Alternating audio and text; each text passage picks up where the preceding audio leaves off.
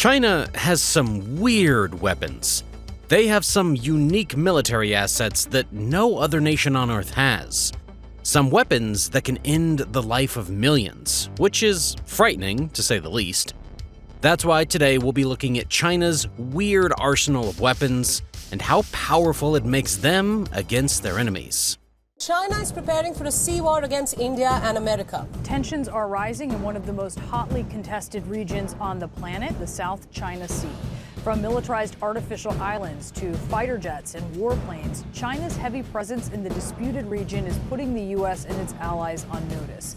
In this pursuit of war, however, China has had hundreds of years to optimize its military might, creating new and unique weapons that will baffle the enemy on the fighting field.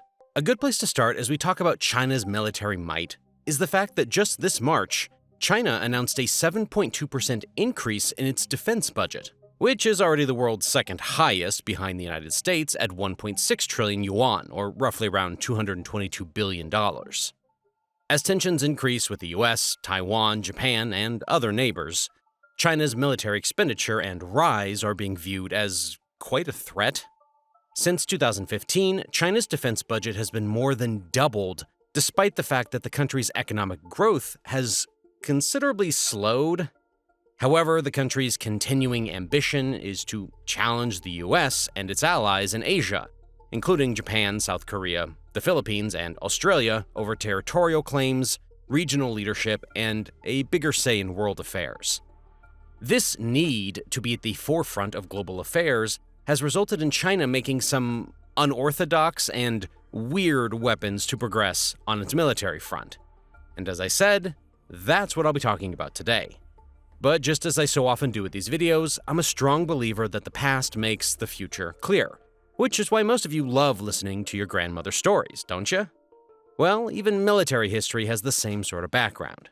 In just a minute, I'll talk to you about gyrocopters, mind control weapons, and hypersonic weapons that can make you tremble all the way out there in Arizona. For now, however, I want to give you a background into some of the more ancient toys of China's past generals. China has been professional about optimizing weaponry, and this is what gave birth to this, the Cuga Crossbow, also known as the repeating crossbow.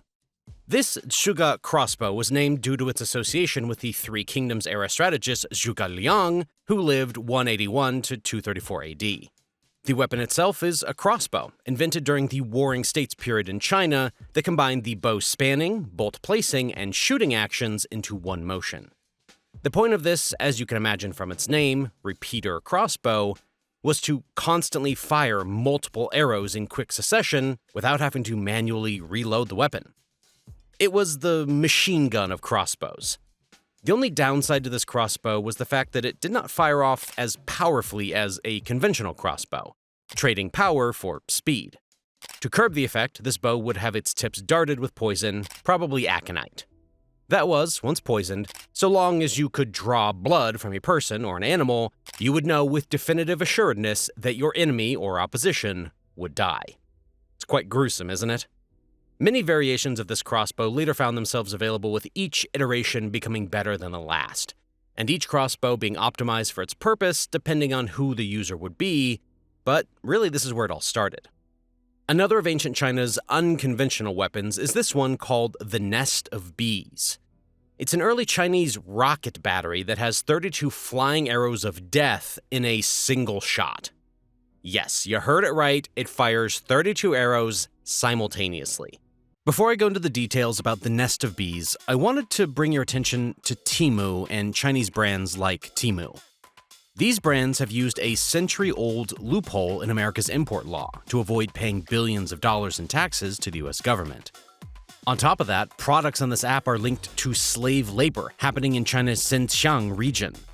Forced labor and avoiding paying tariffs is how Temu is able to sell $5 watches and $6 handbags.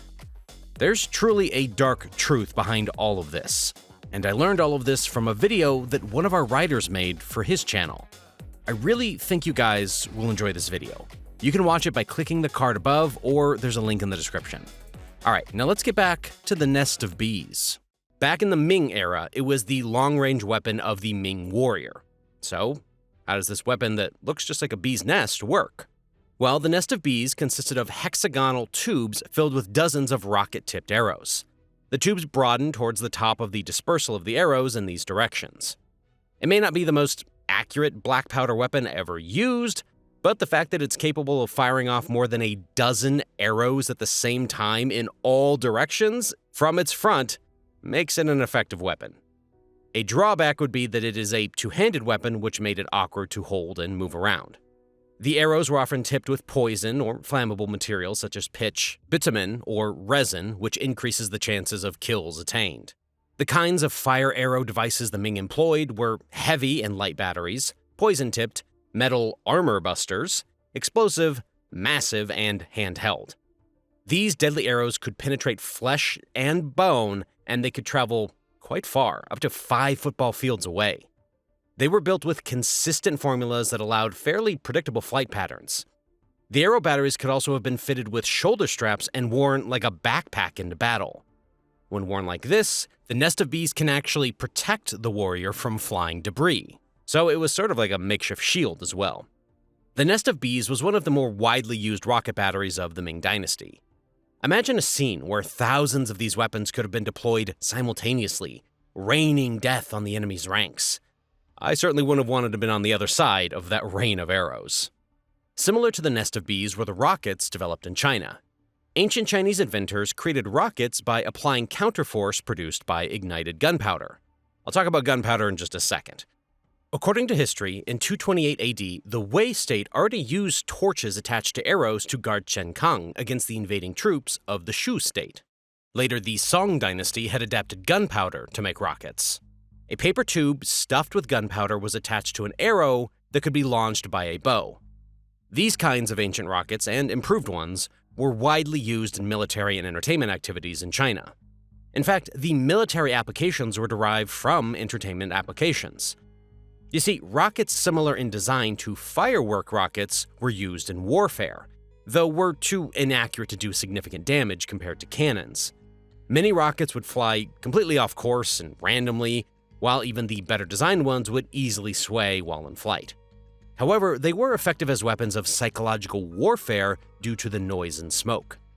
Larger variations were called the Divine Fire Arrow Shield. Some models included a timed fuse, allowing multiple batteries to fire at the same time. The Koreans created a similar weapon, and a variation of this weapon which used wheels to better move and position the device. One of the most advanced rockets for the Ming was this one, a large dragon-shaped rocket with multiple stage properties to allow it to be used in various ways. The rocket's size allowed it to detonate with a larger explosive force compared to arrow rockets. Modern infantry still use explosive rockets as anti-tank weapons, the most popular being the RPG-7 rocket launcher. This rocket could also use a secondary fuse to fire arrows from its dragon mouth, being an airborne version of the nest of bees I was talking about just a moment ago. I've been speaking a lot about gunpowder powering these rockets and nest of bees weapons a lot. Guess where that gunpowder came from? Bingo, China. Gunpowder was invented by Chinese Taoist alchemists about 1000 AD, when they tried to find a potion to gain human immortality by mixing elemental sulfur, charcoal, and saltpeter. The quest to find immortality gave us powerful gunpowder.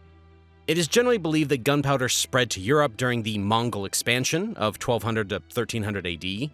Perhaps that is how it spread to the rest of the world.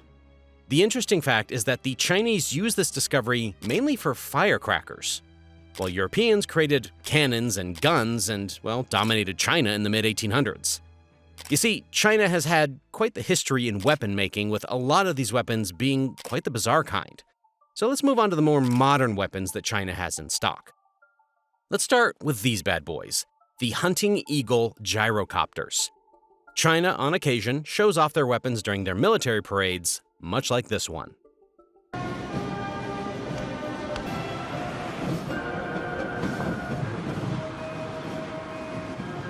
One of the more bizarre items trucked along in the parade were two-seat Hunting Eagle gyrocopters. Gyrocopters, or autogyros, resemble helicopters, but their top rotors are unpowered. Instead, a horizontal pusher engine propels them forward, generating airflow that automatically turns the top rotor for an upward lift. Gyrocopters are lighter, smaller, and cheaper than helicopters and can land in tighter spaces. But they're also slower. They can't take off vertically, and they require skill to pilot safely. When in flight, it looks just like this. Now one might ask, why is the PLA showcasing something usually considered a light recreational vehicle? According to Kyle Mizokami at Popular Mechanics, the Hunting Eagle will be used for search and rescue, border control, reconnaissance, anti-riot, and other roles. It will also be used to self-deploy Chinese forces on missions into enemy territory. The caveat, however, is that the Hunting Eagle, which also comes with a 3-seat version, would be constrained by short range. So while China's gyrocopter-riding commandos may not constitute a world-ending superweapon, they are kind of neat. And they are weird-looking, so, well, there you go. This next one will have you scratching your mind, because this is as weird as it gets. Let me introduce you to some mind control. Yes, you're right, mind control. Let's dive into this weirdness. China is the largest developer of neurostrike weapons. These are weapons engineered to change the brain activity of military commanders and segments of the population. That's stuff out of sci-fi movies, isn't it? I mean, weapons that can change people's brains or thoughts seem like something straight out of a Marvel movie. But I assure you, this is real. Scientists believe such weapons are not only technologically plausible, but also something that China, and possibly the US, is pursuing. China's advancement has progressed so much that it is estimated that this technology will be in full and mass effect within the decade. According to James Giordano, a Georgetown University Medical Center neurology and biochemistry professor and executive director of the Institute for Biodefense Research, a federally funded think tank, the weapons are designed or adapted to affect the central and peripheral nervous system. They represent a clear and present reality in the current and future armamentarium of several nations, Giordano said, adding that China has dedicated programs in the brain sciences that are directly applicable and intended for national security, intelligence, and defense applications. A University of New Mexico professor who studies high-powered microwave sources, a subject that overlaps with potential neuroweapons, wrote in 2020 that based on his visits to China since 2006, the investment being made by China in these weapons dwarfs activity in the US and Russia. China is so far ahead of the curve with this technology that it will take decades just to catch up, if at all. The US government is aware of brain weapon development, and it sanctioned 11 Chinese research entities in 2021 for using biotechnology processes to support the Chinese military, including purported brain control weaponry, according to a notice in the Federal Register, where the government prints official notices. The notice formalized export sanctions against China, citing the biotechnology's potential as a tool of political repression against members of ethnic and religious minority groups, Commerce Secretary Gina Raimondo said. Meanwhile, an unclassified 2023 Defense Department report to Congress described China as researching and developing cognitive domain operations, which it believes to be the next evolution of psychological warfare. Although the reporter didn't describe a weapon per se, it said the effect combines traditional psychological warfare with internet and communications platforms, hoping to affect a target's cognition and change the target's decision-making and behavior. Little is publicly known about how this would work, but it is known that the weapons would alter the functions and structure of the brain to alter targeted individuals' thoughts, emotions, and behaviors. That's some scary stuff right there, isn't it? It's one thing to have a physical weapon like a gyrocopter, but it's something totally different to have a psychological weapon, capable of altering your mind and controlling you at such a level. A 2020 essay by the same University of New Mexico professor that was updated in 2022 is one of the few articles to publicly address the technology. In the essay, the professor, who receives both US military and industry funding for his work, wrote that the quest to build a neuro weapon to disable military personnel was a staple of Cold War research for both the US and the Soviet Union.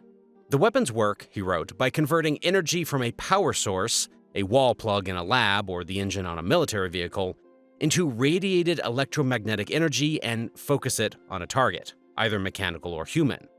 The human head acts as a receiving antenna for microwaves in the low gigahertz frequency range, and pulses of microwaves in these frequencies can cause people to hear sounds.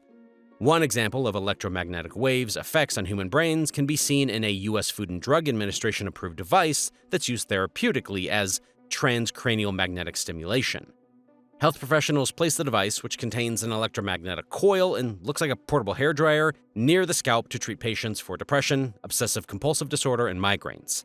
The electromagnetic coil delivers magnetic pulses that stimulate nerve cells in the region of your brain involved in mood control and depression, according to the Mayo Clinic. It's thought to activate regions of the brain that have decreased activity during depression. It's easy to manipulate this and turn it into something far more dangerous, which apparently is what China has done. The quest that seems to be on is finding how far along this research is, in China or in the US, and seeing how much of the research is offensive or defensive.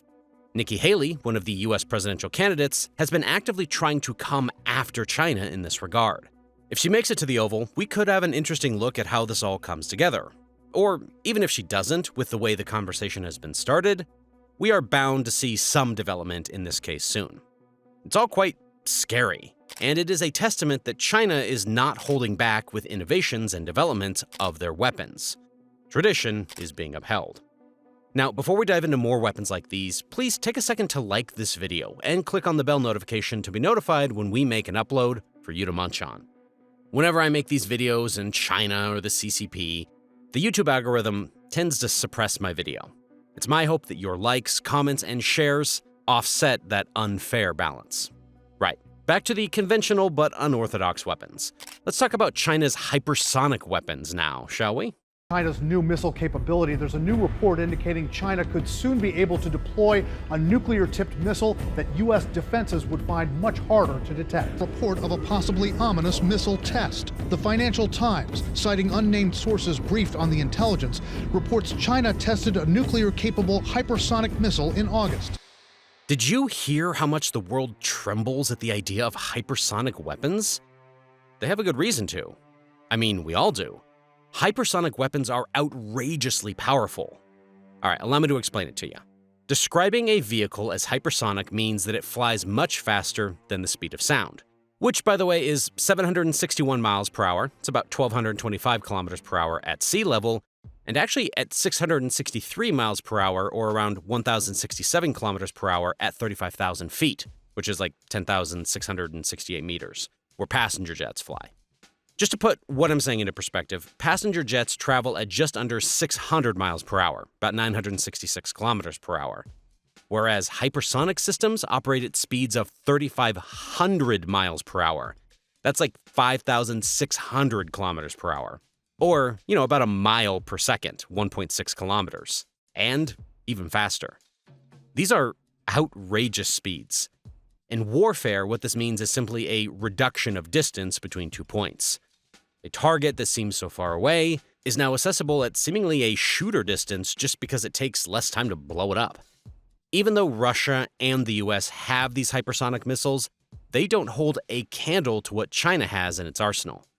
China's newest hypersonic missile, the DF-27, can fly as far as Hawaii, penetrate U.S. missile defenses, and pose a particular threat to U.S. aircraft carriers, according to a news report from an assessment from the Pentagon.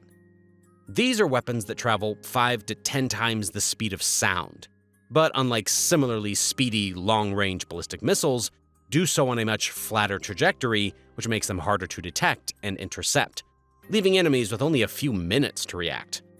Just think about that. Just think of how little time the US would have to react if China were to go down that route.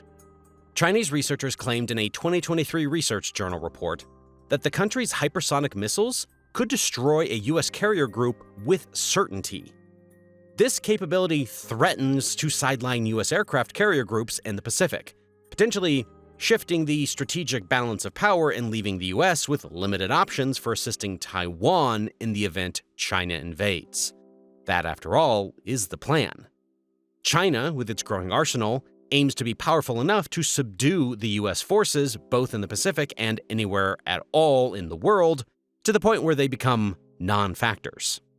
This shift in the balance of power highlights how the next-generation hypersonic missiles that China, Russia, and the US are developing pose a significant threat to global security. More than just their speed and the crazy ability to be mounted with nuclear payloads, hypersonic systems are complicated, in that their maneuverability all along their trajectory is unlimited. That is to say, their flight paths can change as they travel. Defending against these missiles requires tracking them through their flight. A second important challenge stems from the fact that they operate in different regions of the atmosphere from other existing threats. The new hypersonic weapons fly much higher than slower subsonic missiles, but much lower than intercontinental ballistic missiles. The US and its allies do not have good tracking coverage for this in-between region, so when China pounces, the US might be caught heavily wanting. And now that these can be loaded with a nuclear payload, yikes. Things might get really nasty really quickly. Let's move on to another mystified Chinese weapon. This one has been spoken of in hushed tones in the spy community for quite some time. I introduce you to this, the GJ-11 Sharp Sword Unmanned Aerial Vehicle. This is a stealth drone developed by China and was first mentioned in May 2013, highlighting China's ambitions in stealth technology areas. It was publicly displayed during the military parade on National Day in October of 2019, showcasing its integration into the People's Liberation Army for potential air superiority missions. At the Air Show China 2021, a scale model of the GJ-11 was exhibited, highlighting its offensive capabilities with internal weapon bays designed to carry precision-guided munitions. These key visibility stages of the GJ-11 illustrate China's progress in developing stealth drones for offense and reconnaissance roles. And because they can be used offensively, this makes them exponentially dangerous. This beast was jointly designed by the Shenyang Aircraft Design Institute, Shenyang Aerospace University, and the Hongdu Aviation Industry Group. The Ganji-11, or GJ-11, is the result of an unprecedented collaboration between academia and industry, stemming from the AVIC 601S program. With its unique turbofan engine, flying wing design, and a wingspan of 14 meters, the Sharp Sword skillfully combines stealth technology with operational efficiency. The stealth of the GJ-11 is not just a matter of shape, but also of function. The release images show an aircraft whose design minimizes visibility to enemy radars, essential for reconnaissance missions and, potentially, combat. Its internal weapon bay and capacity to carry up to 2 tons of payload attest to its offensive vocation, while its maximum takeoff weight of 10 tons and speed reaching up to 1,000 kilometers per hour position it as a formidable actor in the 21st century skies. And you'd be right to fear this beast. A 2-ton carrying reconnaissance and defensive drone that travels at 1,000 kilometers per hour and is not as visible to enemy radars. I mean, come on. This thing is a beast. The GJ-11's combat radius of 1.2 thousand kilometers, coupled with its low radar visibility thanks to stealth technology, underscores China's ambition to possess a significant strategic asset capable of operating far behind enemy lines undetected. Its ability to autonomously take off from Type 075 amphibious assault ships also reveals valuable versatility for force projection and special operations. Though still mysterious, the display of the GJ-11 at exhibitions like Air Show China 2021 has shed light on some of its capabilities, notably through scale models showing its internal weapon bays. The GJ-11 Sharp Sword represents a significant step in the evolution of unmanned combat aerial vehicles, combining stealth, offensive capability, and autonomy. While the details of its operational missions remain shrouded in mystery, its very existence signifies China's entry into a new era of aerial warfare, where discretion and firepower intertwine to form the weapon systems of the future. Nations the world over are cowering, and China is now at the helm of offensive power. I wonder how you feel about that. Okay, so we covered the land, we covered air, and now, it's cliche of me, but I do want to cover water as well. I can stop with these gizmos that China has, but not until I cover the holy trifecta. You see, China was also the first country to openly deploy a large displacement unmanned underwater vehicle, otherwise known as an LDUUV, which is basically a fully robotic submarine capable of long-range missions. Various naval warfare theorists expect that unmanned underwater vehicles, or UUVs, will eventually serve alongside manned submarines in undersea warfare. But so far, only small, short-range UUVs have seen much use, particularly to recover objects from the sea floor. This is because it's difficult to maintain a drone command link to an undersea vehicle. A large, long-range UUV would have to be fully autonomous, that is, capable of carrying out its mission without any human input. With what's known, China's LD UUV design doesn't appear to have any torpedo tubes and is therefore presumably an underwater surveillance platform. 2 sector masts are visible, as well as likely a large sonar aperture behind its flat nose.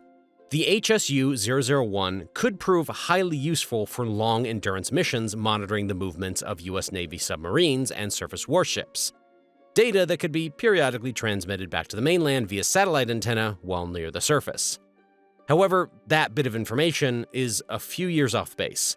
It's very much probable that by now, China has secretly developed that technology to a point where it is dangerous and can be used in armed conflict. Don't also be thrown off and think that just because they seem like reconnaissance vehicles, they are useless. Large underwater robots are seen as one of the key emerging technologies in naval warfare. But so far, the cost and complexity of this solution have meant that no country, not even the United States, has fielded them operationally. As the size of the AUV gets larger and more capable, the complexity of operating it, transporting and maintaining it increases. So operational AUVs are very small. The HSU-001 is therefore at the leading edge of AUV adoption. And it just may be one of the factors that sets China apart in this global arms race. So these are some of the concoctions that China is secretly cooking up in their lab out there. Some of these are unorthodox weapons, yes, but that does not make them any less deadly. In fact, they are quite deadly, and because they are unorthodox, they are unpredictable. With limited information known about them, it's hard to react or to brace for them. And it seems as if these are just a drop in the bucket of the unorthodox tricks and weapons. Chinese state media has made reports that the Chinese military is arming its special forces with sci-fi weapons, futuristic individual combat weapons like grenade-launching assault rifles, corner-shot pistols, and knife guns. You got that? Corner-shot pistols? That's going to be quite something to see in real-life applications. As always, as these new, weird, dangerous, and unorthodox weapons come to life, I will be right here to update you on all of it. And if you're seeing this right now, it thinks the YouTube algorithm thinks that you will love this video. Let's see if they're right, huh?